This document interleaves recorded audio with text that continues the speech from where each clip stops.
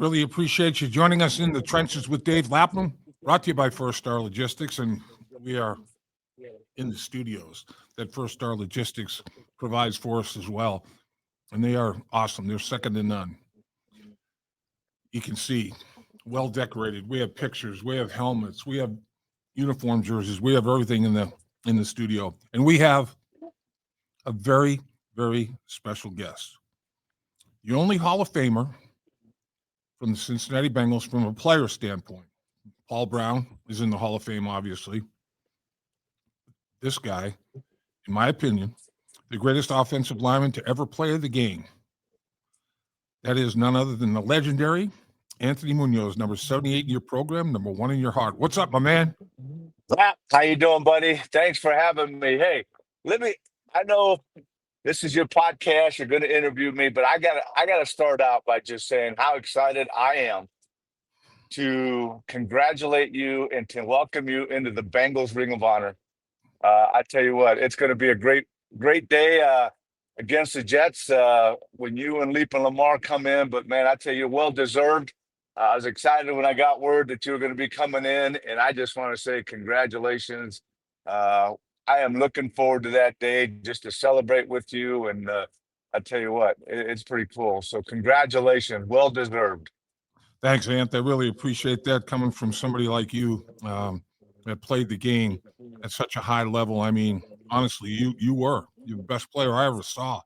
Not only best offensive lineman, I'm serious, best football player. I mean, you were unbelievable how you approached the game, studied the game, attacked the game physically, attacked opponents, broke opponents down, found out what their strengths were, their weaknesses, and neutralized their strengths and really beat them up with respect to their weaknesses over and over again. You played the game the way it was supposed to be played. You were, there was nothing, absolutely nothing questionable or dirty about your game. Absolutely nothing. And so yeah. You belong in every Hall of Fame, every Hall of Fame there is, Ant, no matter what the sport. Well, I appreciate that, Lap. And, it's interesting you mentioned that. And, when I talk to individuals, either guys that are playing the game or just someone talking about O-line play, as you know, it's all about attitude. And it cracks me up when, young guys are starting to play Pop Warner, and they're like, well, I want to play defense because I want to hit people. And I look at them and go, you can be an offensive lineman and hit people. No doubt. I said, that's what it's all about. And that was the fun thing about, playing with guys like yourself. And of course, being coached by Jim McNally, as we know, right. He was honored, this past season at the Hall of Fame, a Word of Excellence. I mean, the guy was unbelievable and really taught us in that way. I tell people, which is rare, and it's rare because you played a lot of years, one coach in 4 years of college and one coach in 13 years with the NFL. That is really, really rare. And both guys, there's no question Jim McNally, one of the best. And the other guy, Hudson Houtt, coached USC and then 30 years in the NFL, was coaching when Troy Aikman and those guys won the Super Bowls, and Jackie Slater with the Rams and Eric Williams and Newton. I mean, all those guys. So I was really fortunate to have two guys that trained me technically, and then God gave me that innate just determination to try to dominate. I mean, that's I share this a lot. We lived in a house while I was playing with the Bengals for 12 years, and then we moved after 12. So it was like 17 years from my 4 years of college and 13 in the NFL. And I found my freshman playbook from USC, Lap. I mean, it was still in great shape. I had it in my boxes. I pull it out and I said, I got to check out, see, because I remember the student body right, student body left. We ran a counter down in the power, but I wanted to check it out and just kind of see the terminology. And I'll never forget, I opened it up, and the first page of my freshman playbook at USC, there was one word written on that page in block letters, and it said, dominate. And the second page said, we will dominate our opponents the first play of the game, and they will give up the beginning of the fourth quarter. And so I was trained that way, and it was like, from the snap to the whistle, and don't worry about defensive linemen getting upset. They should be getting upset because you're going all the way trying to finish them. And that's, playing for Jimmy, that's the attitude we had too. So I tell young people, that's the way the game's played, and you just got to play it that way. I remember when we were playing together, I was right next to you at the left guard, left tackle positions, and I can remember defensive linemen. You would just wear them out, and the fourth quarter they'd be shaking their head and say to me, "Man, this guy, you just can't beat him. He's the same guy every snap.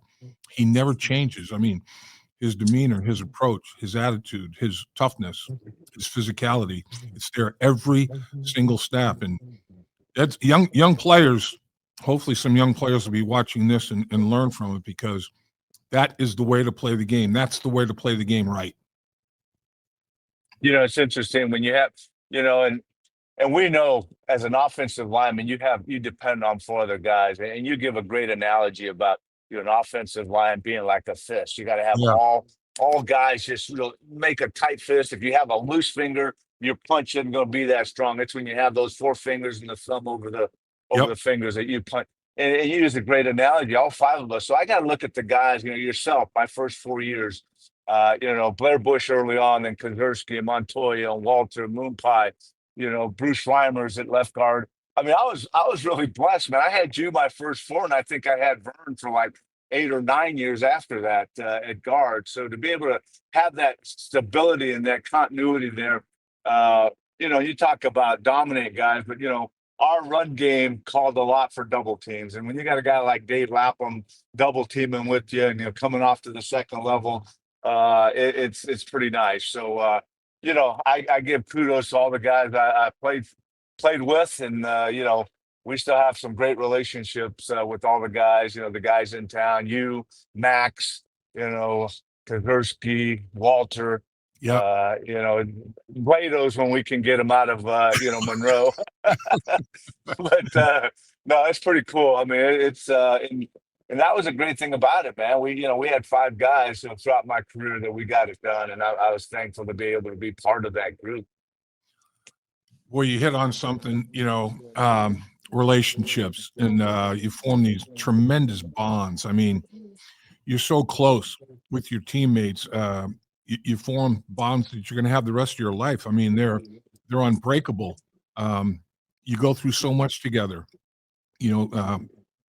Common goal.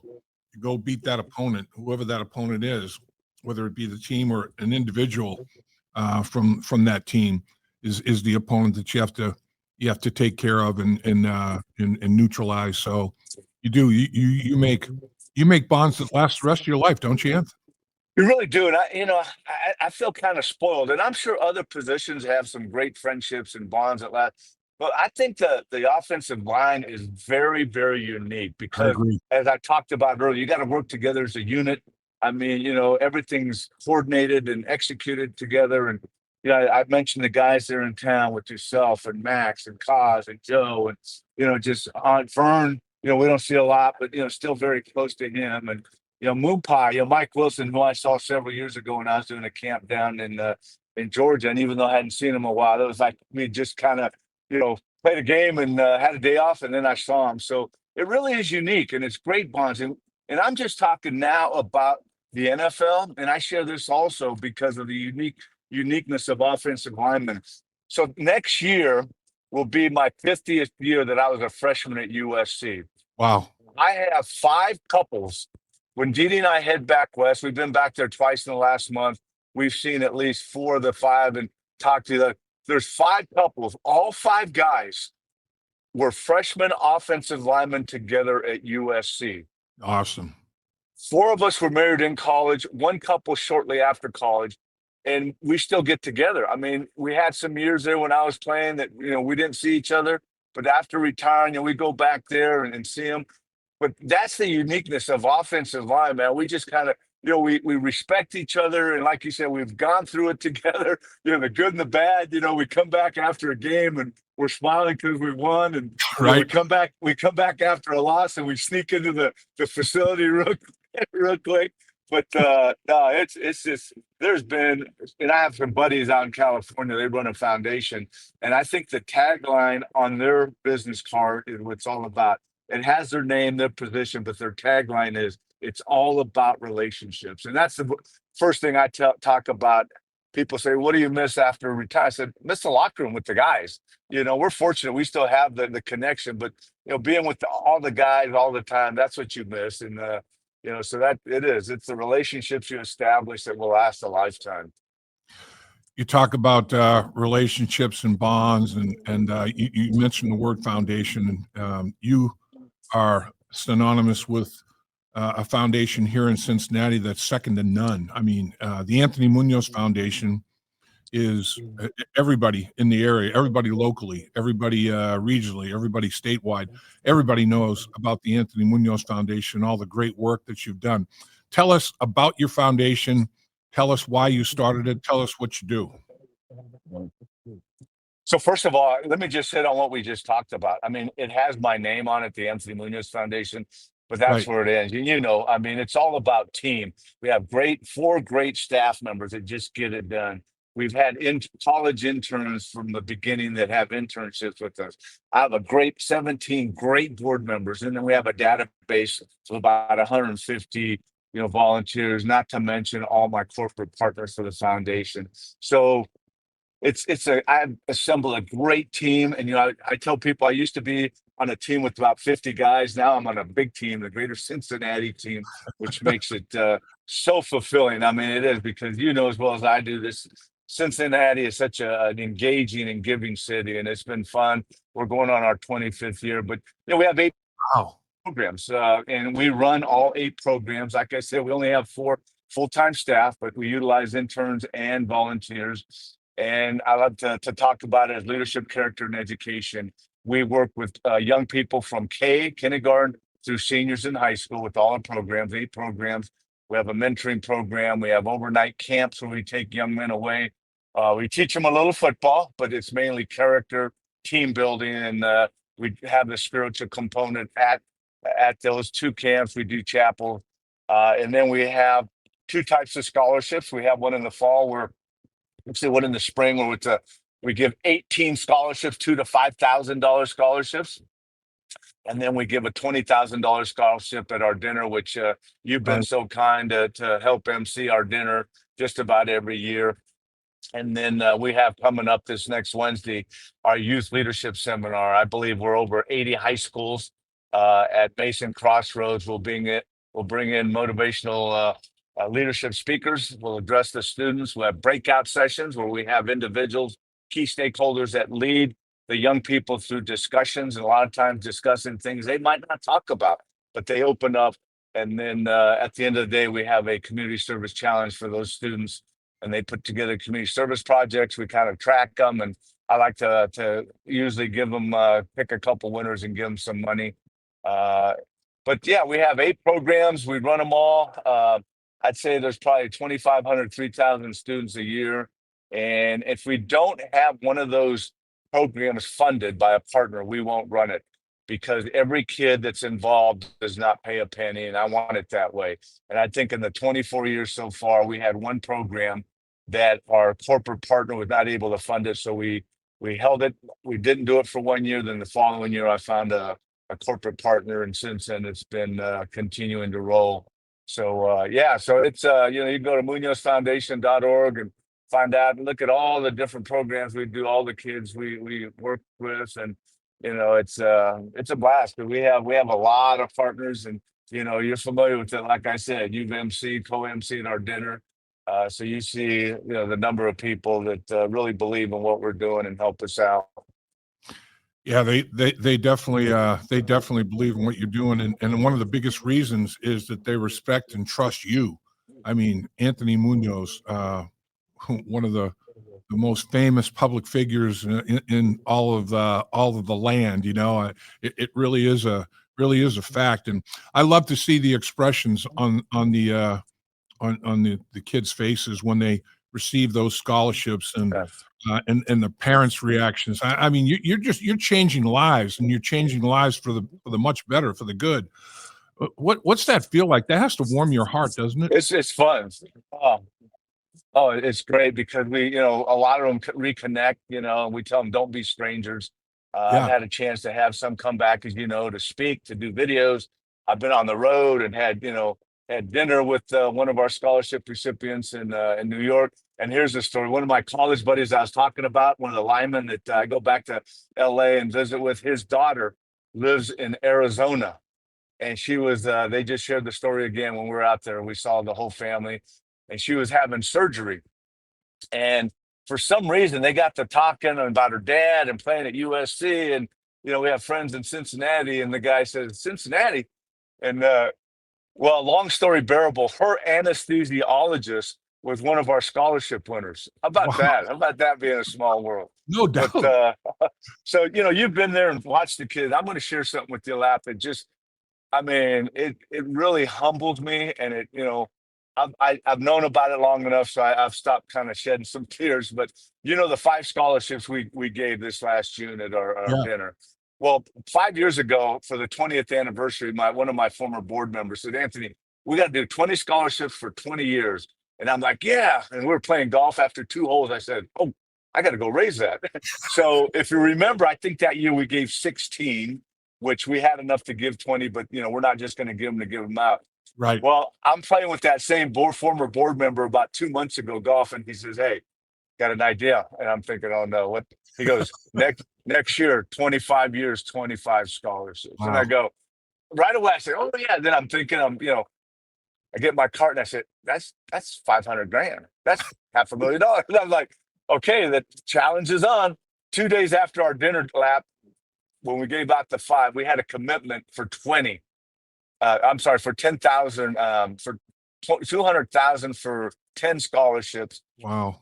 We had a board meeting right now in our pocket waiting for next June, Lap. We're going to give away 25 scholarships. We got $500,000 for 25, just those scholarships. That's just the one program. We have restricted funds of $500,000 to give away 25 scholarships next June for our 25th anniversary. That's humbling and just makes me I got to watch my gas. I'm driving right now, about to go 120 thinking about that. Gets me fired up. But it's going to be a great dinner next year. And hopefully you're in again to help do things for our 25th anniversary. Count me in, Coach. I wouldn't miss. That's such a great night. The emotion that takes place that night, the tears, like you said, the parents are so thrilled, so happy, tears of joy, really, for their children, the opportunity that their children are going to have. How about your two children? Give us an update on what's going on with your family. Well, let's start with Michelle. They live about 500 yards in front of us. We split off an acre, and so so you've seen that house right in the front. Michelle, Luke, and Austin, Carson, Caitlin, Brooklyn, 4 kids. It's funny. The house was about halfway finished, and I was at an event, and this lady comes up and goes, "Aren't you upset about somebody building in front of you?" I said, not really, because it's my daughter and her husband and grandkid. She goes, "Oh, that is exciting." But so Michelle is Brooklyn's a 5th grade, Caitlin's 7th grade, her girls, and then Carson and Austin, the freshman and sophomore, they just transferred their freshman and sophomore at Moeller High School, which I know you have a man of Mo and I have a man of Mo. So yes. They're playing basketball, just one sport now, basketball. They're doing great. And Luke, Michelle's husband, has his own CPA company, and Michelle's still, I don't know how she finds time, but she taught school, homeschool. She still substitutes now and then and does a bunch of other things. So they're right there, Mason. Michael is up in Columbus. He's working for the state in the economic development area, working with small businesses, minority businesses. He's hanging in there. He's doing all right. Michael went through a rough time about 6 years ago. He was married, had 5 kids, went through a divorce, was very, very tough. He's rebounded, like I said, 6 years ago. He remarried 2 years ago. So his ex-wife and 5 kids are in the Lakota area. They're in Lakota West. He has a junior in high school, Jacob, and then he's got JT, who's a freshman, and Caleb, Mia, and Rose. And then, but he's hanging in there. He's working through it. He's up in Columbus, like I said. Married a nice young lady from Akron, Maddie, and then they Great. have a 1-year-old Trip, and so he's about 14 months now. So yeah, he's like I said, he's a lot closer now. He used to be in Akron, so Yeah. it's about 3.5, 4 hour drive now. Dee Dee and I from Mason can get to their place in about an hour 10. So it makes it a lot easier for them to come down and for us to come up. So yeah, so we're Dee Dee and I in a good stage, just getting some comfortable chairs and getting some master schedules and trying to go to as many games as possible. Makes it tough, Lap, to get away in the wintertime because I said, why don't we go to Yeah. Florida for 2 weeks? He goes, well, it's basketball season. Right. I said, well, they can FaceTime them. He goes, no, we got to be there live. I said, okay, we're not going. We'll do extended weekends. But no, we're in a great stage. Dee Dee, she's just a warrior.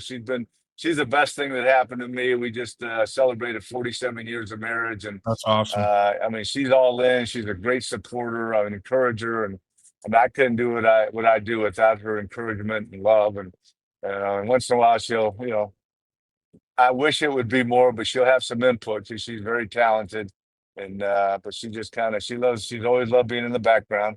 Until I grab her arm and I don't let her get in the background. I keep her right up front with me. So yeah, they're doing well now. So kids I appreciate you asking.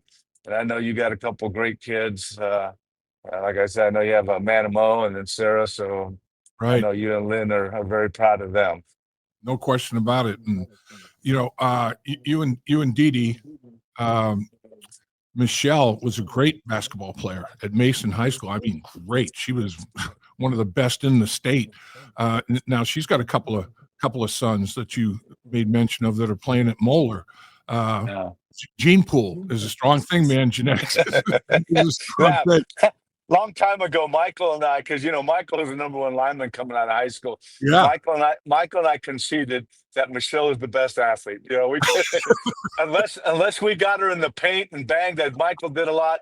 Once she got out and started shooting, it was like game over. It's like, but yeah, she's got her and Luke. Michelle's right at 6. Luke's about 6'7", 6'8", and they got Austin and Carson. Carson's the 9th grader, and Austin's the 10th grader. And they've been playing basketball for a lot of years. And the neat thing about Austin and Carson that I don't know, I think they downplay their height, but I think they're both right up close to 6'8". I don't know, or you've seen them, Lap, and I stand next to them, and I'm I know I'm not 6'6" anymore, but they tower over me. And but both basketball players, as you mentioned, Michelle, like we conceded. 2-time Miss Basketball, 2-time D1 Player of the Year in Ohio, state champion her junior year, then committed to Tennessee her sophomore year in high school. They've taught both of their boys, because they're tall at young ages, both to handle the ball. They both shoot the ball, pass the ball. I mean, if you're open, they can pass. Their head when they get the ball is looking. I mean, all the time now. And at their size now, if they're not looking to slam it, they're looking to shoot or pass. So. But it's been fun watching them. They had a great AAU season this summer, and then they played in the Moeller Summer League. And Carson's down with a little back right now. I don't think it'd be too long, but I know Carl Kramer, for a long time, and I wouldn't be surprised if Carson is ready. When the season starts, that he'll be starting as a freshman, which is as well as anybody, it's rare. For a freshman to start at Moeller, but I would love, and again, this is just my observation. I'm not a basketball expert, but I wouldn't be surprised if you had 2 Trends boys starting this year on the Moeller varsity basketball team. One being a freshman, one being a sophomore. So we're looking forward to it. I had to start getting my blue and gold swag again, because it's been 25 years since Michael was there. So I got me a nice little hat, sweatshirt. So I'll be sporting the blue and gold again. Not to be confused with South Bend blue and gold, but so they're doing good. We have the basket at our house, so they come down all the time, and we'll pull out a couple chairs at times and just watch them shoot and watch them compete against each other. And so, yeah, they're doing great. And, Michael's got a couple excellent athletes too at Lakota West. JT, his second oldest, is the same age as Carson. So we watched him compete against Carson in basketball. Oh, And I think he's about 6'2", 6'3". I was in that game clapping for both sides, and they're like, "Why are you clapping for Mason and Luke?" I said, "Well, because I got a grandson on each team." But yeah, so hopefully we'll watch them more as they get older. And but yeah, it's a fun time. It's a fun time of our life, and being able to we talked about the foundation and then family, and then I've been getting Dee Dee. I can't expect to do it much more, but I've been getting her to travel a little bit out west to visit friends, her family in Colorado. So we're having a blast. that's great. That's great. We're at the age where we've earned and deserved it. I mean, it's there's no question. Your grandsons. Man, I don't know if they have an interest in football, but I mean, they might get recruited by the Moelis football program. I know. Once Yeah. that takes place, that'll be interesting. Let's talk about Anthony Muñoz. What in your football career? I guess first, you were a great player in high school, and you were a multi-sport player. I mean, shoot, you were a major league prospect as a pitcher. You can throw a ball, man. I've caught your passes. And, you put something on it, man. You can put the mustard on that bad boy. But your athletic ability was, I mean, stunningly exceptional. Why USC? Just wanted to stay close to home? Well, first of all, yeah, I mean, multiple sports was something that I loved. The football, basketball, and baseball in high school. Right. Baseball was my first love. As a big kid, I played third base. So, I learned to sit down. I learned to move my feet. I wasn't the fastest rounding the bases. And I tell Right. people I'd probably have to hit a ball twice as far as most guys to get around. But you couldn't bunt on me. I mean, that was something in that little area. I could move forwards. I had the line. I had the bunts. But, you bring out the sundial to run around the bases. And it wasn't until, my senior year, freshman year in college, I started to develop, the strength and the speed. But so baseball, and I looked at it that baseball was something that, helped me third base. And then I played basketball in high school, 2-year varsity. I was 275 having to guard guys that were like 170, 160. So I had to move my feet. Yeah. And of course, football, I tell people, a little disappointed because, being a baseball player, third baseman pitcher, the strength was my arm, as you talked about it. Yeah. So I was a product of flag football, and all I played was quarterback from 8 years old to 8th grade. Man, my fast guys would beat everybody. I just heave the ball. We to me it was like Daryl LaMonica and Cliff Branch and those guys. Yeah. But so I got to, I didn't put the pads on until my freshman year, and I was thinking varsity baseball right away. And I said, okay, I'll play basketball. I'm not, I can't shoot, but I'll play basketball because I love it. So I went out as a freshman, put the pads on, and I'm set to be the quarterback. I mean, because all my receivers are out there as freshmen too. And I run over to where the quarterbacks have gathered, and the coach says, "What are you doing here?" I said, "Well, I'm going to be your quarterback." He says, "I don't think so." He says, "You're an offensive lineman." I said, "No, I'm a quarterback." And I said, "But you respect your coach." And Sure. he said, "You got to go and see Henry. He's got to change your face mask." Henry was our equipment manager, so I grudgingly went in. He changed my face mask. That first day of practice, I was hating football, so I was trying to figure out how to get in a 3-point stance. Right. And, I was about 6'3", about 230, one of the biggest kids on campus. And so the second day, after being frustrated the first day, the second day, I was like, man, this is fun. The next biggest kid's about 160, And it's like, I'm not going to get in trouble for throwing these kids around. Right. And, Right. so, football started then. And, as a freshman, played freshman football, played sophomore football. And I'll never forget my biology teacher, Tom Gray, was the linebackers coach, and I was about 6'4", 245. He said, "Anthony, when you coming out for the varsity?" I said, "Coach," I said, "this is only my second year playing tackle football. I need some experience." He goes, "Well, you're like the second biggest kid on campus." I said, "Well, next year, So I played sophomore football. I played both ways, tackle, defensive tackle. And so I go into my junior year and I make the varsity, and all of a sudden I'm starting to defensive tackle, offensive tackle, and things are starting to happen. By that time now I'm like 6'5", 275, 280. And Man, people are starting to call me. I mean, all these colleges are calling me to come to school and play football. And I'm right, like, well, what about baseball? Because by this time I'm 2-year varsity on baseball. And right. I had scouts there watching me. And then going into my senior year, let's go back my freshman year, all of a sudden I start watching USC football.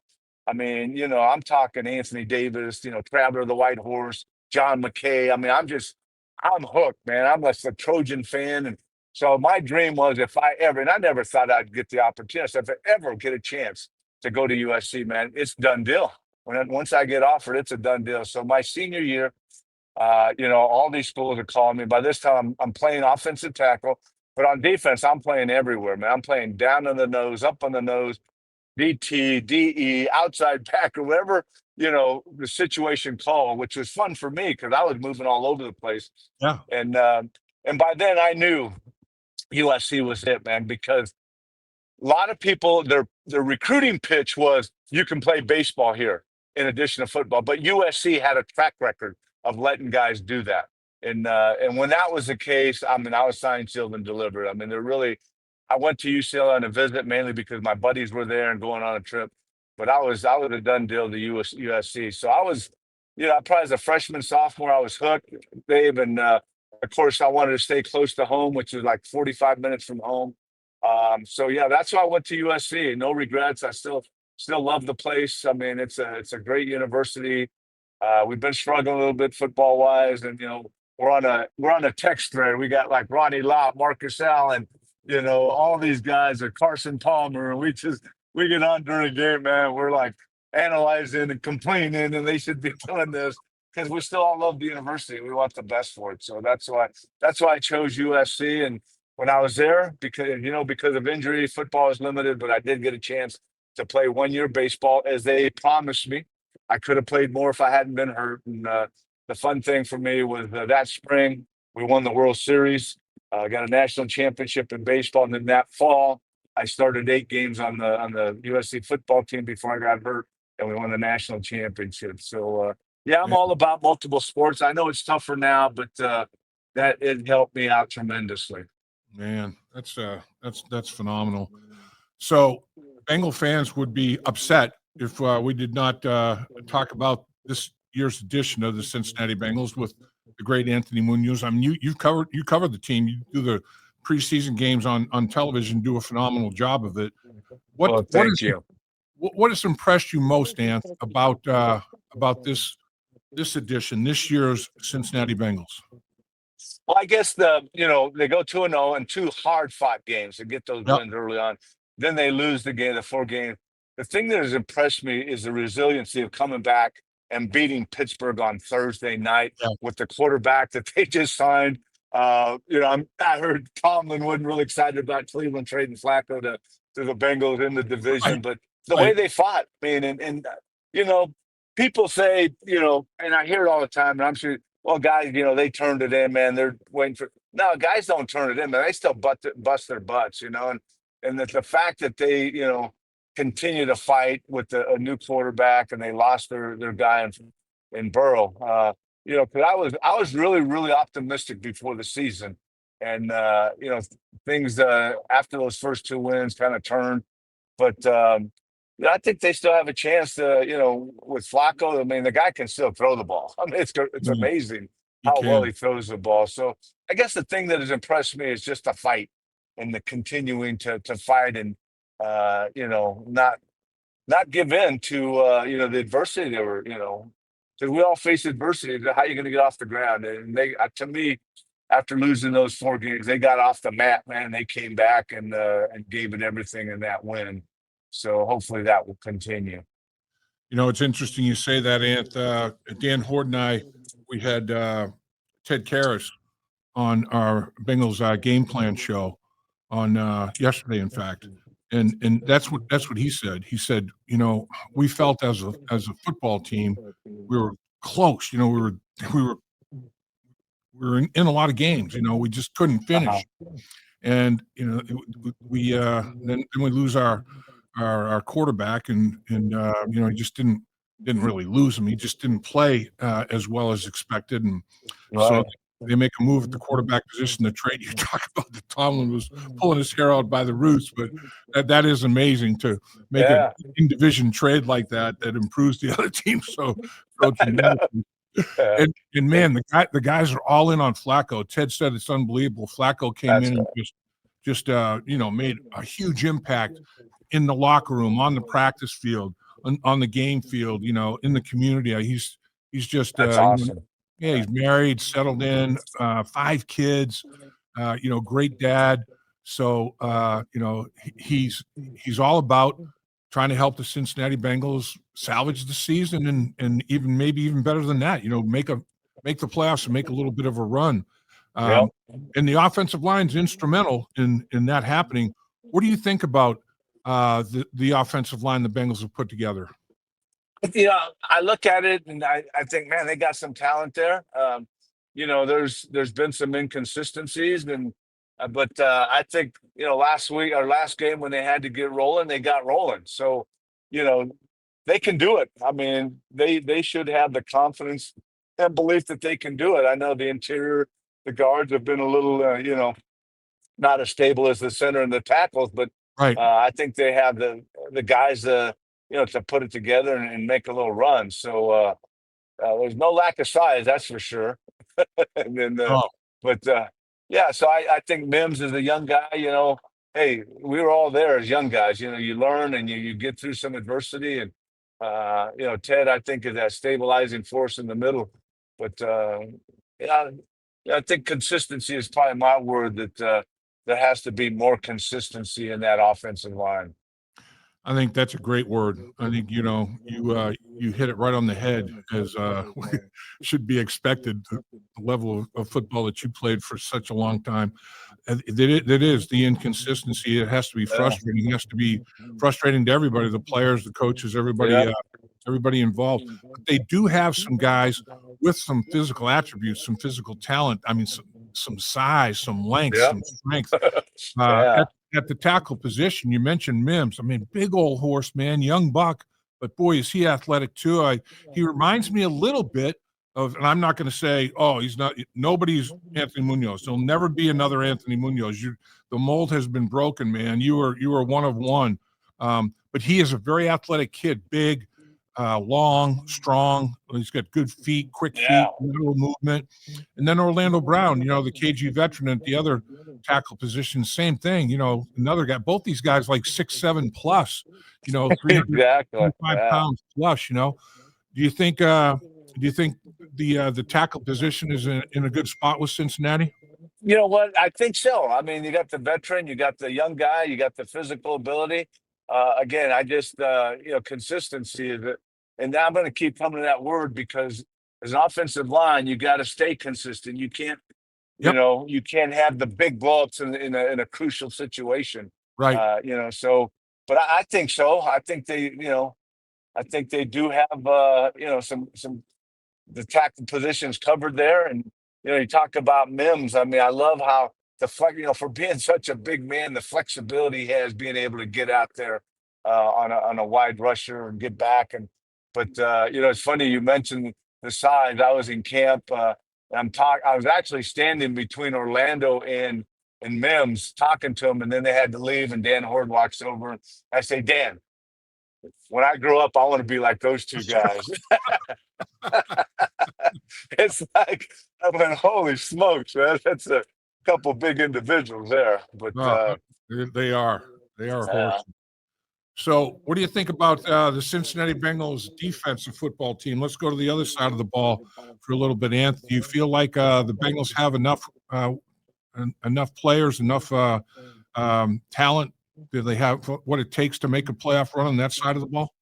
Well, yeah. So my first thing is, we need pressure besides, we know that Trey can bring the pressure. I know he's a little banged up right now, but, I'm still waiting for the 2 young guys. And, that's why you're number 1 pick. I mean, because they want you to come in and create havoc. So I'm waiting for, last year's number one, this year's number one, to get going and not have to, depend totally on Trey to get that pressure. Hopefully the progress of the two young linebackers that we drafted from Clemson and South Carolina. So I think they're young. Even our secondary is young. I still think they're young. I mean, we don't have. I don't think I can't remember. I don't think we have guys in the secondary that are over 4 or 5 years. Right. If I'm not mistaken, and to me that's still pretty young. Right. So I think there's a lot of athleticism, a lot of athletic talent, and getting more and more experience back there. But yeah, so a couple things. We've all talked about the run, but I think giving up the corner too easily. When I watch it, it seems like teams get the corner real quick on our, when they're running the football. And we got to be able to turn that back into where all the other guys are. I still think the pass rush and stopping the run are two big things. We can start, getting much better on that. I think we have the athleticism and the talent on that defense to get it done. I agree with you. And the new defensive coordinator, Al Golden, I'm a fan of Al Golden. Just watching him, the way he coaches, the way he teaches. I mean, coaches are teachers, and we've had some of the best coaches I ever had, just unbelievably phenomenal teachers. And Al's got a system that he believes in, and I think it's a good system. I believe in it. I think that he wanted a high level at Notre Dame. Obviously, went all the way to the national championship game. Exactly. With leading that defense. So I think that there's a little bit of an adjustment period. Obviously, there always is when a new coaching staff and new systems being introduced and taught. But I think there are much brighter days ahead, and I think there's going to be a lot of them. I agree. I think, like I said, I think the talent's there. It's just experience and then getting used to the system. Yep. Finally, let's just hit on special teams real quickly. Ryan Rico, man, that guy's got what a leg that dude has. I mean, it's unbelievable. You can kick the ball to the moon, Hey, Lap, I always watch. A lot of times I'm one that still leaves a little early from games. Because I love listening to you and Horde, especially you at the end of the games, and you got all the great phrases and stuff. But when Rico punts it, the word that comes to my mind right away is howitzer. Man, he's howitzer. That guy can kick. I mean, unbelievable. Yeah. So I think the special teams is in a good place, real good place right now.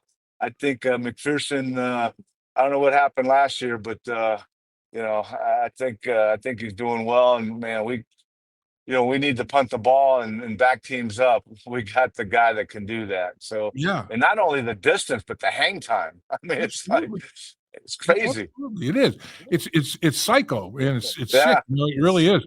And then like Money Mac, like you talk about, he can hit from 60, 62 yards. I mean, it's easy. It's like crazy. Well within his range. I mean, he may push between like 65, 68. He hit a 65 yarder, but they call timeout on him and. I think the actual kicking of the football part of special teams, Darren Simmons got himself a couple of beauties there to work with, man.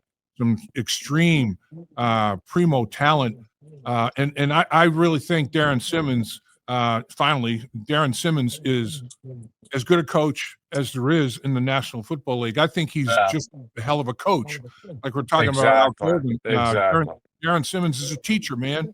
He's a teacher, and he adapts. He adapts quickly to everything. Yeah, it's interesting because there's certain things that I kind of get hooked on, kind of like head coaches in the Hall of Fame. I mean, the actual Hall of Fame, where the assistant coaches are the ones that train you and get you ready. It's kind of like when there's head coaching candidates, you're always going to coordinators who work with one side of the ball. Other than Jim Harbaugh,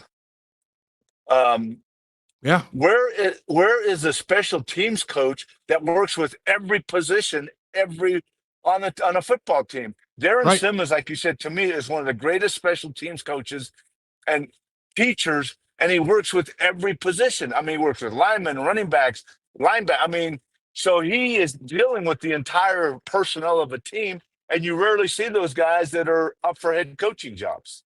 I agree. It's crazy. I mean, two talents that he has, and this will be my final comment. And appreciate, Anthony, you carving all the time you carved. I know I've abused it. That's as I great. always do. No, you're great. It's always fun with talking with you. He's organized, and he's an exceptional motivator. I mean, he has got it down. His team, his special teams can go into a game feeling totally comfortable and confident that they're not going to be outcoached. They haven't been put in a situation where the other team's schematics and the way they approach things and the formations they're using are going to cause them all kinds of angst and issues, because Darren Simmons gets it, man. And exactly, he's a motivator and he's a leader. And I agree with you. I think it's a crime he's not a head coach in the National Football League. I mean, I agree with you. That's a candidate that everybody should look at for sure. Yeah. And like I said earlier, can't thank you enough for carving time. I know you're busy. Heck, you're on the road. You're driving to Canton, for crying out loud, and you're doing a podcast. That's all right. I love it, though. Like I said, it's always great digging into, sports and life and Bengals, everything with you. It's always fun. Never gets old, man. Never gets old. I always enjoy. So anytime. You're the best, sir. Safe travels. All right, Lau. Okay. You have a great day. Thank you. Have a great event in Canton. Thank you. Appreciate it.